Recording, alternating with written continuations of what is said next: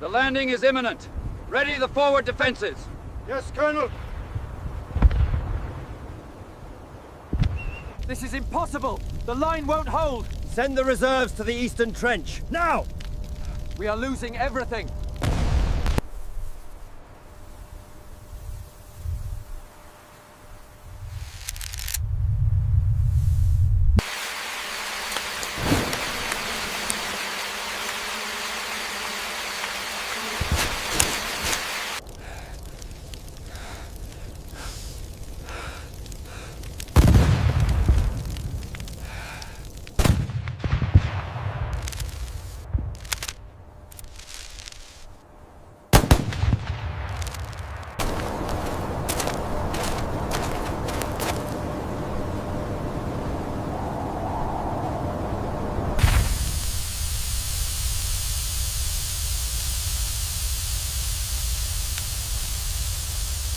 April 1945.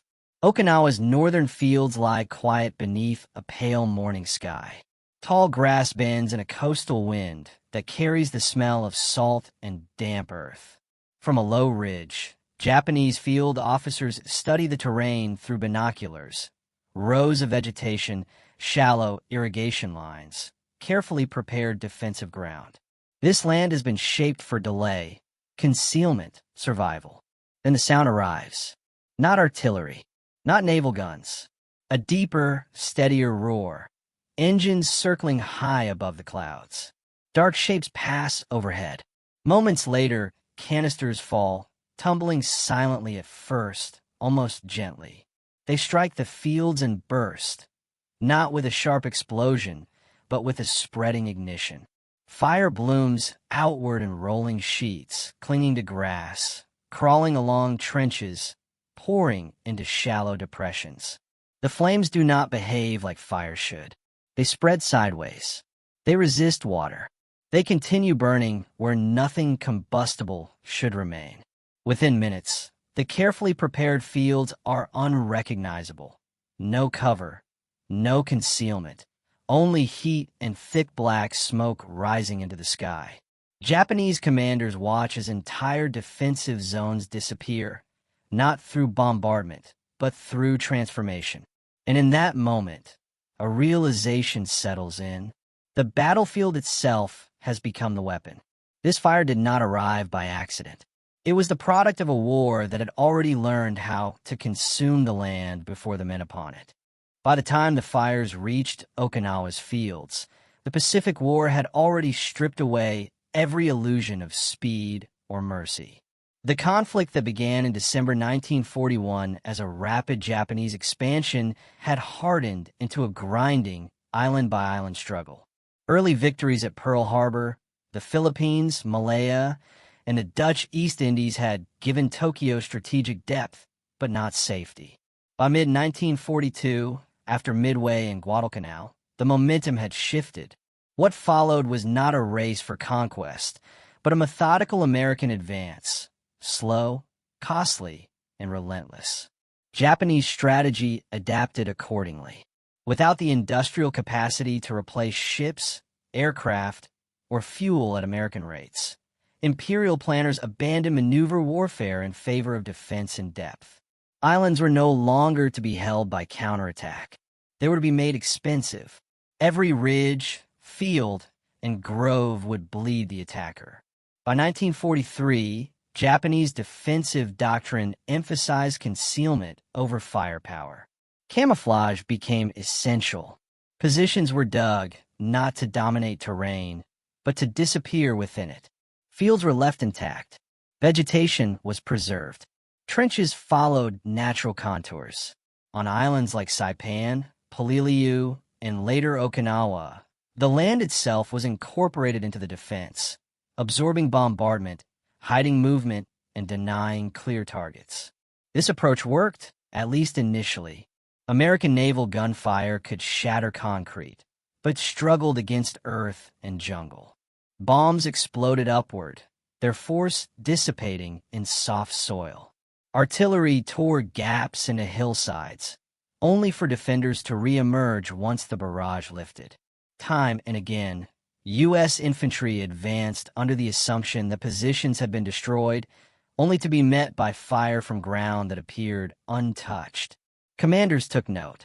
By 1944, U.S. after-action reports repeatedly described a pattern. Overwhelming firepower failed to neutralize defenders who relied on terrain rather than structures. The problem was not the number of shells fired. It was what survived after they landed.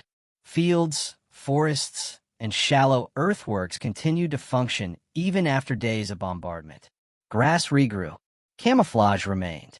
Visibility vanished once smoke cleared. Japanese forces exploited this, allowing American units to advance into spaces that seemed empty, then striking from concealed positions at close range.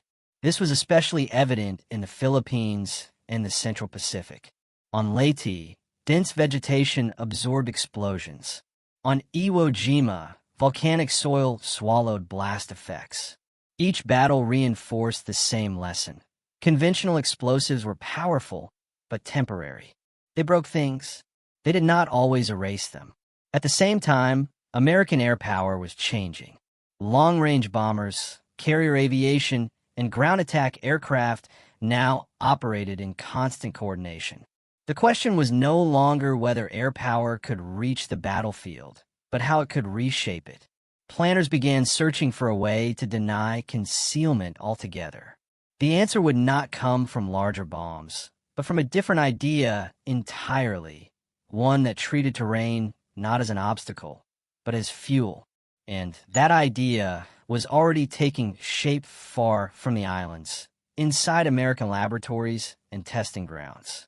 The solution to the battlefield problem did not originate in the Pacific jungles or island fields. It emerged in controlled environments, laboratories, proving grounds, and airfields, where military scientists were attempting to solve a different question: how to make fire behave with purpose. Traditional incendiaries had long been part of warfare. Magnesium flares, thermite mixtures, and oil-based firebombs had been used since the First World War.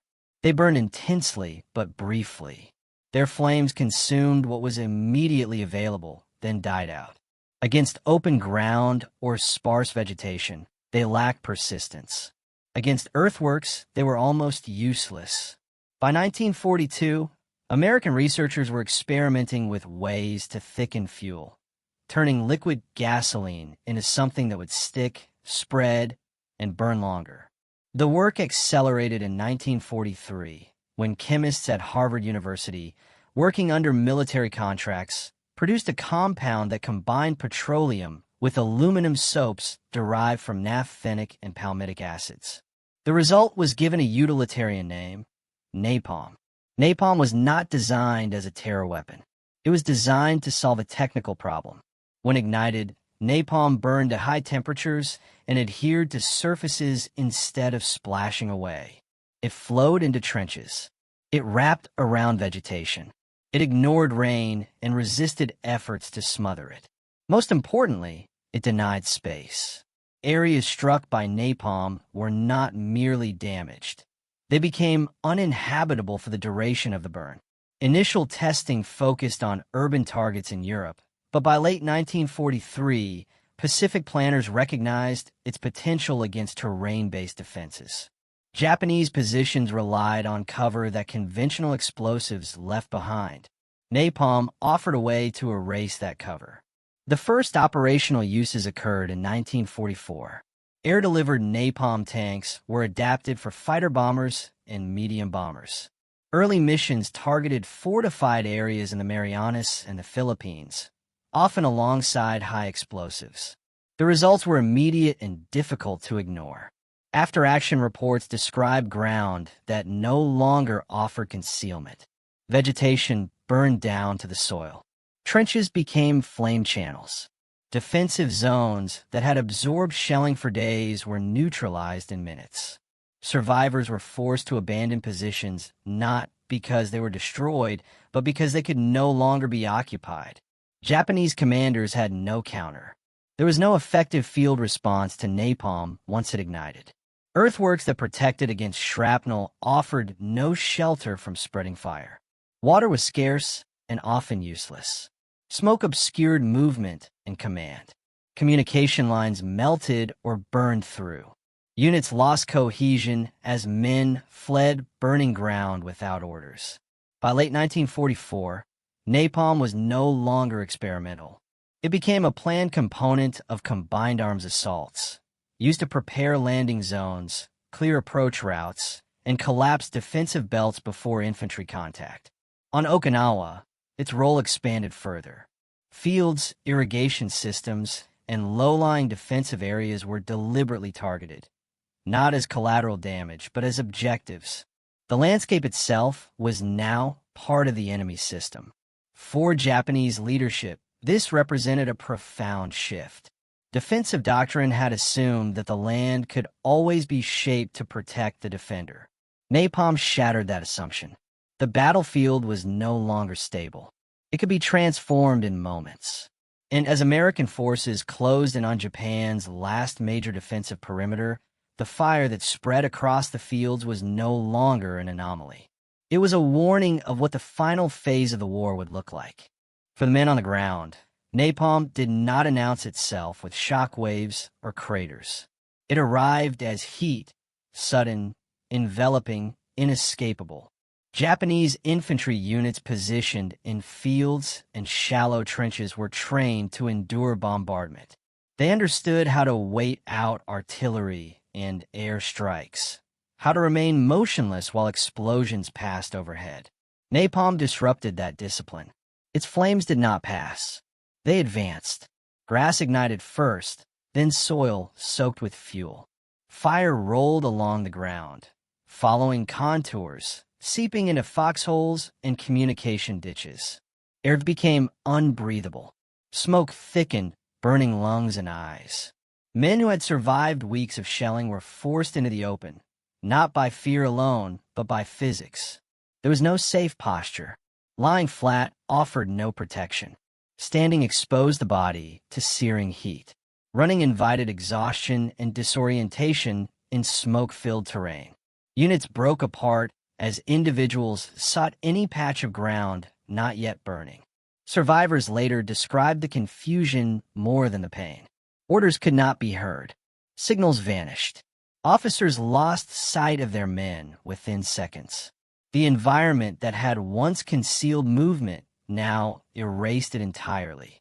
Napalm did not simply wound or kill. It dismantled the conditions required for organized resistance. And that disruption echoed upward from the individual soldier to the structure of command itself. Japanese field defenses were built on a single assumption: terrain could be trusted. Fields allowed observation while preserving concealment. Vegetation masked movement. Shallow earthworks provided cover without revealing positions. This system required time to defeat. Napalm removed that time.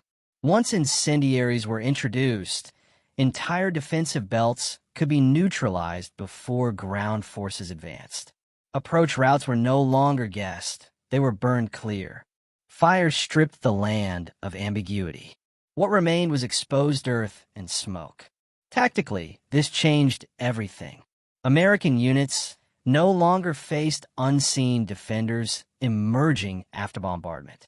Survivors were displaced, scattered, or forced into hardened positions that could be isolated and reduced individually.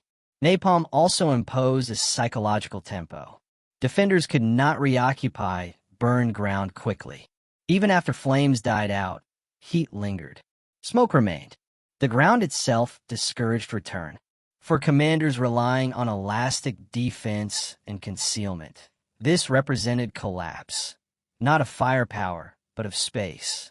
And above those fields, Japanese officers began to realize that control of the battlefield was slipping away faster than orders could be issued. From observation posts and command bunkers, Japanese officers watched plans dissolve. Defensive maps marked fields as assets. They showed lines of resistance, fallback zones, and concealed routes. After napalm strikes, those maps no longer matched reality. Landmarks vanished. Orientation failed. Units reported positions that no longer existed. Communication breakdown followed quickly. Wire lines burned. Runners could not cross open, smoking terrain. Commanders received fragmented reports. Units displaced, positions abandoned, men missing. This was not a tactical setback. It was doctrinal shock. Imperial Japanese defense had been built around endurance, absorbing punishment, waiting for the attacker to exhaust himself. Napalm reversed that logic. The defender now had to move first, flee first, break first. For senior officers, the realization was unsettling. They were not being outmaneuvered or outgunned.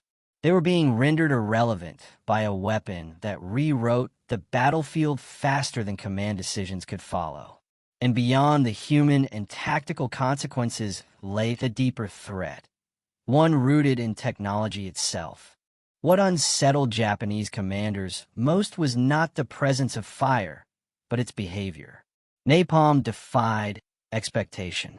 Conventional incendiaries burned upward and outward, consuming exposed material before fading. Napalm flowed. Once released, it spread laterally across the ground, carried by gravity and wind, pooling in low areas and clinging to surfaces. Trenches designed to protect soldiers became channels that guided flame directly into occupied positions. This behavior negated decades of defensive engineering. Earthen walls that absorbed blast shock provided no insulation against sustained heat. Camouflage, once a shield, became fuel.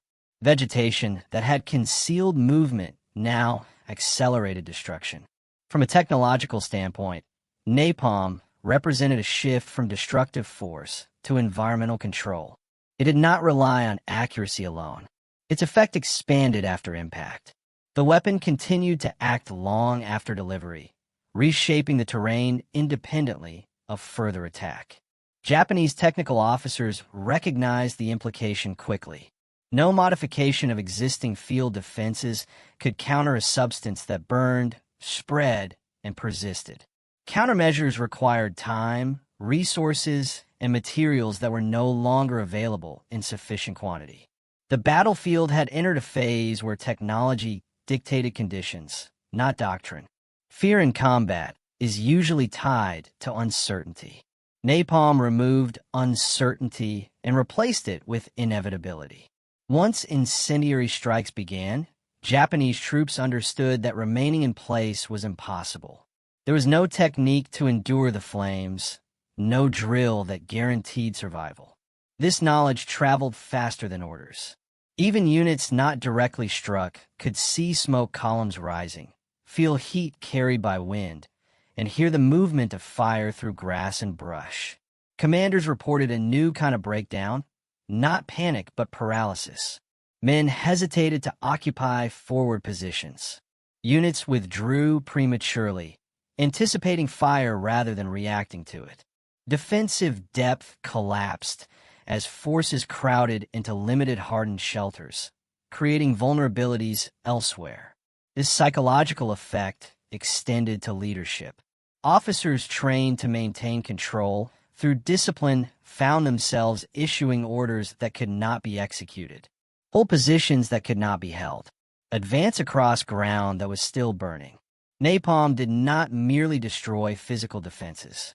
It undermined confidence in the very idea of defense. Even among its users, napalm carried weight. American aircrews and ground commanders understood its effectiveness, but they also saw its aftermath. Burned fields, blackened earth, bodies caught in terrain that offered no escape. Reports remained factual, but the implications were clear. Napalm compressed battles. It shortened engagements. It reduced American casualties by denying defenders their strongest advantage, concealment. From a military standpoint, its logic was difficult to challenge. Yet it also blurred lines. Fire did not distinguish between fortification and refuge. Once released, control ended. For Japanese commanders facing it, the moral equation was simpler. Survival, honor, and resistance were now weighed against a force that allowed no negotiation. Choices narrowed. The field offered no compromise. As these angles converged, human, tactical, technological, psychological, moral, the war approached a moment where all of them would collide at once. May 1945. The battle for Okinawa had entered its most punishing phase.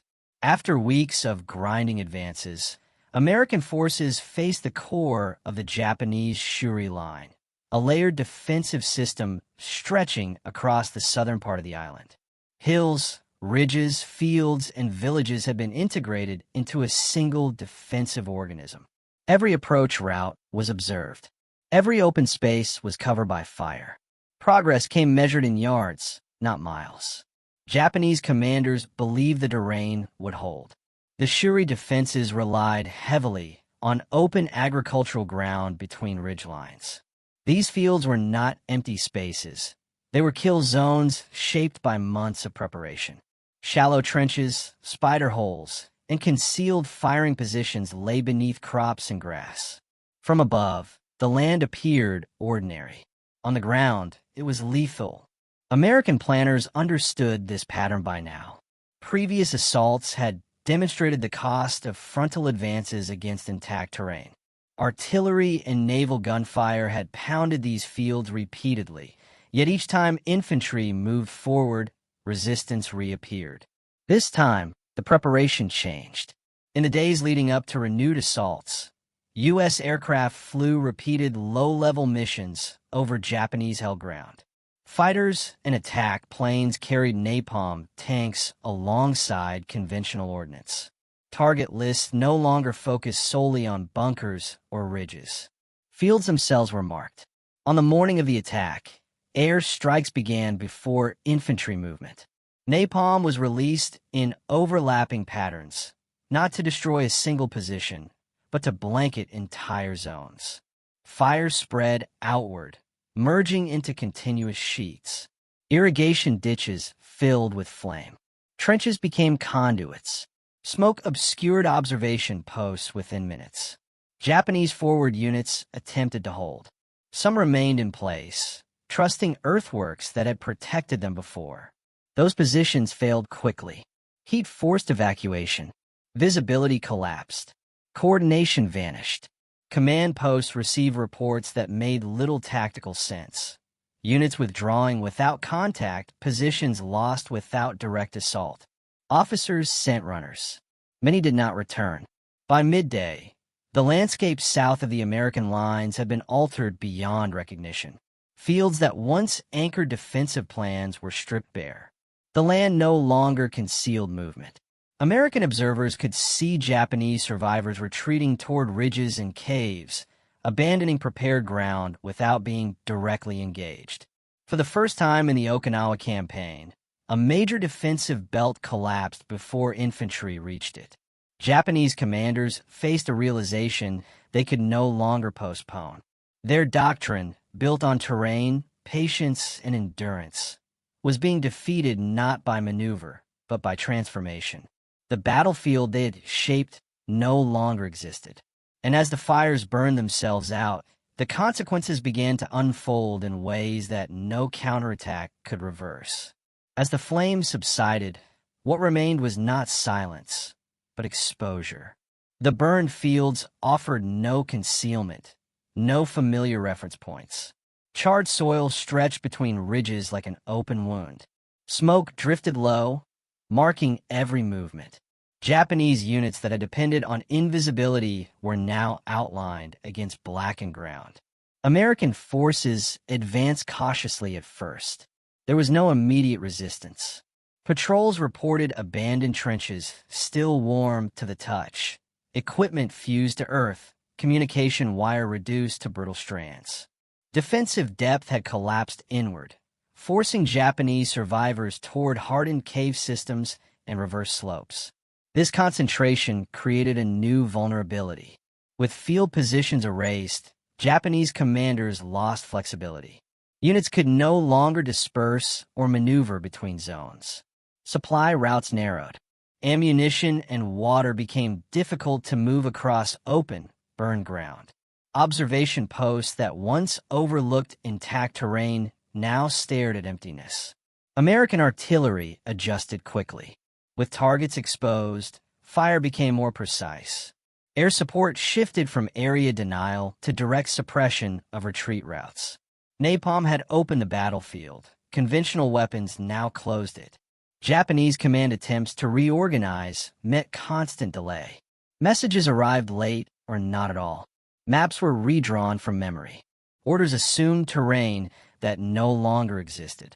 Counterattacks launched from confined positions were detected immediately and broken apart before gaining momentum. The psychological toll deepened. Survivors understood that returning to burned ground was impossible. Positions once considered safe fallback areas were now lethal voids. Defensive planning became reactive, constrained, desperate. By late May, the Shuri line began to unravel completely. Japanese high command ordered withdrawals to secondary positions, conceding ground that had cost weeks of American casualties. These decisions were not driven by encirclement alone, but by the realization that key defensive terrain had been permanently neutralized. Napalm did not win the battle on its own, but it removed the conditions that had allowed the defense to function. For Japanese commanders, the terror was not simply the fire itself. It was the speed with which a battlefield could be rewritten, rendering preparation meaningless and command authority fragile. As Okinawa moved toward its bloody conclusion, the fires across the fields marked more than a tactical success. They signaled the arrival of a form of warfare where endurance offered no refuge. And when the smoke finally cleared, the war entered its final, irreversible phase. When the battle lines moved forward, they left behind a landscape that told its own account of what had changed. In areas struck repeatedly by napalm, the ground remained scorched long after combat shifted elsewhere. Vegetation was gone. Irrigation systems lay exposed and warped. Shallow defensive works, once carefully shaped to blend into the land, had collapsed into visible scars.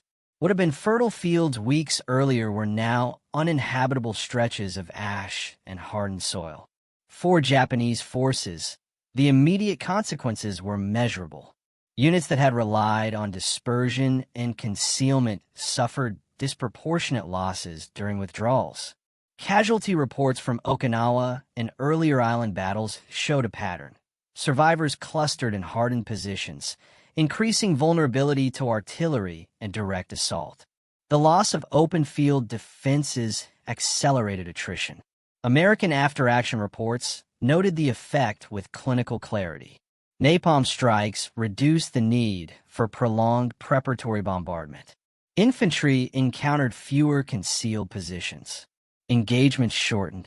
Casualty rates during advances across previously defended fields declined. Yet the cost was not abstract.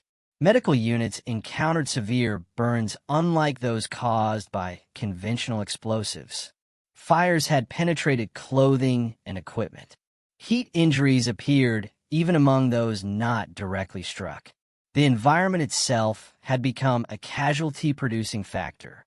Japanese command assessments, when they could be compiled, acknowledged the failure of field-based defenses under incendiary attack. Reports emphasized the inability to counter or mitigate napalm once deployed. Requests for countermeasures went unanswered. There were none to give. Beyond immediate losses, a deeper shift occurred. Confidence in terrain as a protective asset eroded. Defensive planning increasingly focused on caves, tunnels, and hardened structures, spaces that reduced exposure but also limited maneuver, ventilation, and endurance. The war's geometry changed. Open ground became a liability rather than an asset. Movement slowed. Positions became static. As both sides absorbed these lessons, the fires that had swept across Okinawa's fields began to influence decisions far beyond the island itself, reaching into strategic calculations that would shape the war's final months. The impact of napalm extended beyond Okinawa's burned fields and into the broader conduct of the war. By mid-1945, incendiary weapons were no longer considered specialized tools. They had become integral to American operational planning. Air-ground coordination evolved to exploit terrain denial, using napalm to expose, isolate, and fix enemy forces before conventional firepower finished the task. The lessons learned in the Pacific influenced targeting priorities across multiple theaters. For Japanese leadership, the implications were grim. Defensive doctrine narrowed further, retreating into subterranean spaces that limited flexibility and endurance. The emphasis shifted from holding ground to delaying inevitability. Each island, each ridge, was no longer a potential stronghold, but a temporary refuge. Strategically, the psychological shock carried weight. Reports from the field reached higher command levels in Tokyo, reinforcing the understanding that American industrial and technological capacity had surpassed Japan's ability to adapt. Napalm symbolized a broader imbalance, one where innovation arrived faster than countermeasures could be conceived. The destruction of fields and vegetation also affected civilian populations caught within combat zones. Food production collapsed in contested areas.